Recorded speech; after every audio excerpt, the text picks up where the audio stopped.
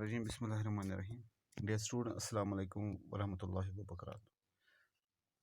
Class 8th subject English. हम पढ़ रहे हैं reaching the age of adolescence.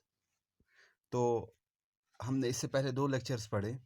एक में हमने एडोलसेंस एंड प्यूबर्टी पढ़ा था और दूसरा लेक्चर जो था हमारा चेंज एंड प्यूबर्टी, और उसमें उसके जो सब पार्ट्स है that is increase in height, change in body shape, voice change. हमने 3 टॉपिक्स पढ़े।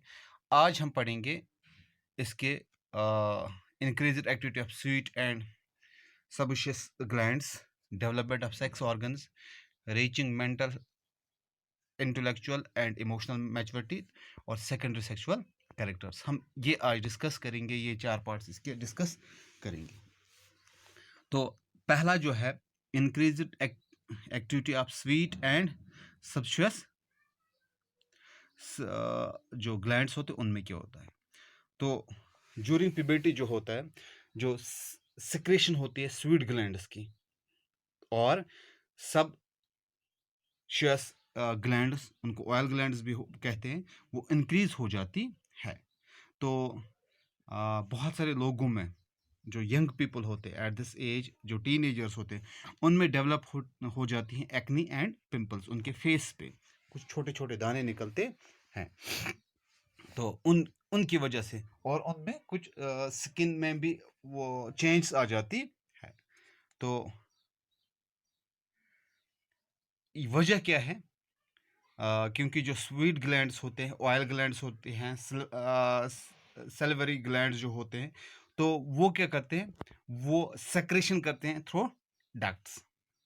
तो जिस वजह से जो एंडोक्राइन ग्लैंड्स होते हैं, एंडोक्राइन ग्लैंड जो होते हैं, वो हार्मोन्स डायरेक्ट करते हैं, वो प्रोड्यूस रिलीज करते हैं, तो जिनकी वजह से ये चेंजेस हमारे जो स्किन में आ जाती है। तो ये था स्वीट एंड सबशियस ग्लैंड्स, इनकी जो सेक्रेशन की वजह से जो प्यूबर्टी के दौरान हो जाती है, उनमें जो एक्नी और पिंपल जो हमारे चेहरे पे आते हैं, आपने देखा होगा जो टीनेजर्स होते हैं उनके चेहरे पे कुछ दाने निकलते हैं, तो that is because the secretion of these glands. तो ये था। दूसरा है डेवलपमेंट ऑफ सेक्स ऑर्गन्स।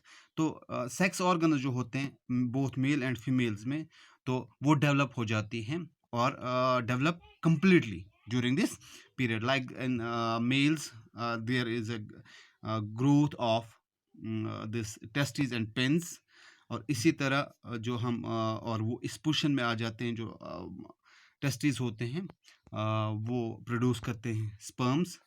तो जो गर्ल्स की हम बात करेंगे, उनकी जो ओवरीज होती है वो इनलार्ज हो जाती है, और जो एग्स उनके होते हैं वो मैच्योर होना शुरू हो जाते हैं।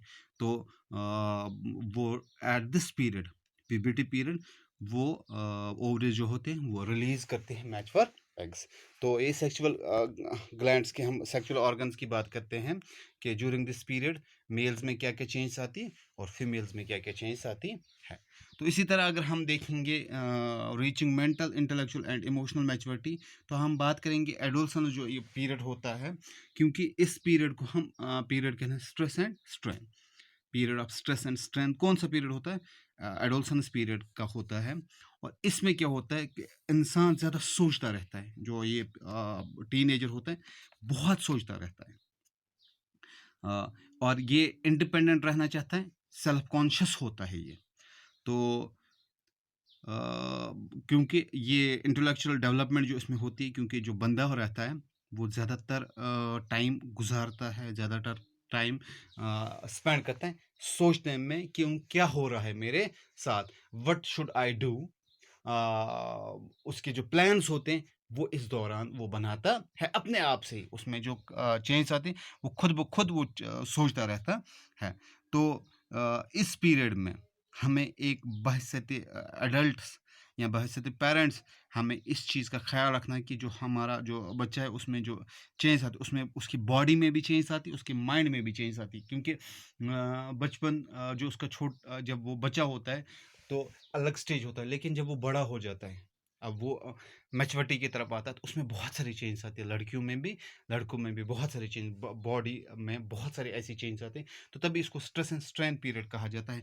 और सोचने का भी उसमें मादा बढ़ जाता है, लेकिन वो सोच क्या होती है, ये वही जानता है जो उस टाइम पे उस टाइम से गुजरा होगा। तो उस के ब्रेन में क्या-क्या ख़्याल आते हैं, उसके दिमाग में क्या-क्या ख़्याल आते हैं। दो कि इस टाइम पे जो ब्रेन हमारा होता है, इसमें ग्रेटर कैपेसिटी होती है, किसमें? लर्निंग की, सीखने की इसमें बहुत होती है। तो कुछ एडोलसेंस इस पीरियड में ये भी फ़ील करते हैं, वो इनसिक्योर फ़ील करते हैं। लेकिन हमें क्या करना है? हमें बहैसियत उनके जो केयर टेकर्स, उनके पेरेंट्स, हमें उनका साथ देना है, ताकि उनकी जो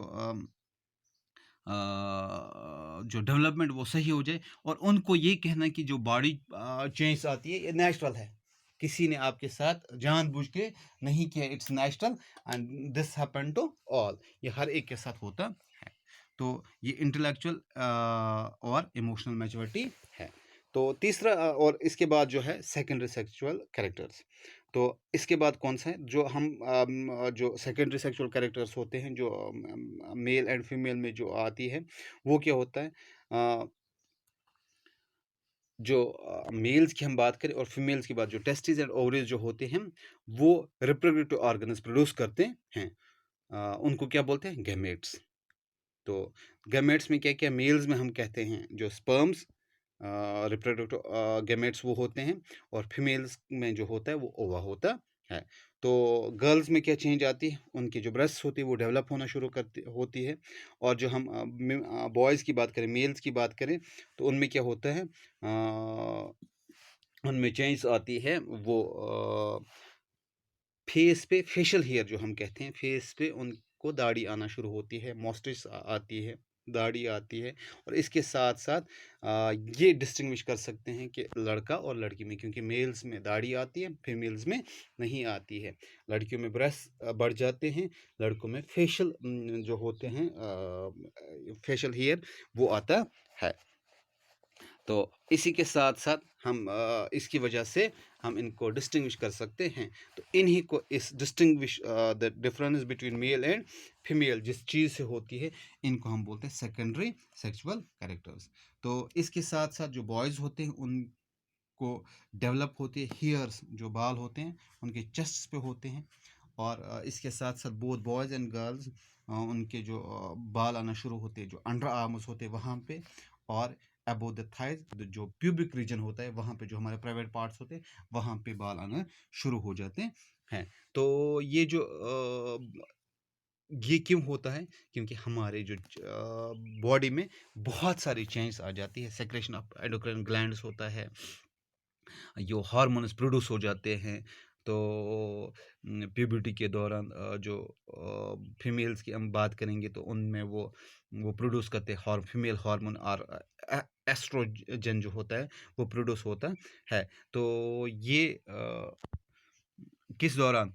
इसी दौरान प्रोड्यूस होते हैं। हम बात करेंगे फीमेल्स की, तो मिल्क सिक्रेटिंग जो ग्लैंड्स होते हैं, तो वो डेवलप होना शुरू हो जाते हैं। किसमें? जो ब्रेस्ट होते हैं, उनमें मिल्क जो सिक्रेटिंग ग्लैंड्स होते हैं, वो वहाँ पे बढ़ने लगते हैं, वो डेवलप होने लगते हैं। तो मेल्स में भी बहुत सारी चेंज आती हैं during in this period. I hope कि आपको क्लियर हुआ होगा। तो जो नेक्स्ट हमारा होगा, that will be role of hormones in initiating reproductive features, तो और reproductive phase of life in humans. ये हम नेक्स्ट चैप्टर में नेक्स्ट लेक्चर में डिस्कस करेंगे।